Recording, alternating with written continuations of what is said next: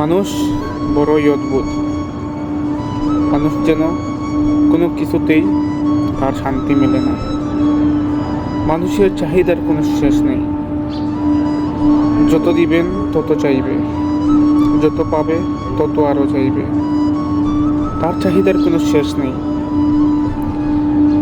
আজ পর্যন্ত এমন কোনো ব্যক্তি দেখি নাই যে একতলা বাড়ি করছে, সে দুতলার জন্য আফসোস করে নাই। সে ভাবে যে আমি আরও দুইটার বাড়ির মালিক হলে আরও ভালো হতো, আরও অনেক কিছু হতো। যার একটি গাড়ি আছে তার ইচ্ছা আরও 10-12টি গাড়ি হতো। এরকম করে মানুষ বিশেষ ক্ষেত্রে, অনেক ক্ষেত্রে পৃথিবীতে যত কিছু আছে সব কিছু চাহিদা মানুষকে দিয়ে দিলেও মানুষের চাহিদার শেষ হবে না। আসলে মানুষ বড়ই অকৃতজ্ঞ এবং অধৈর্যশীল। মানুষের চাহিদা কোথায় যে শেষ হবে তা একমাত্র আল্লাহ তাআলাই জানে।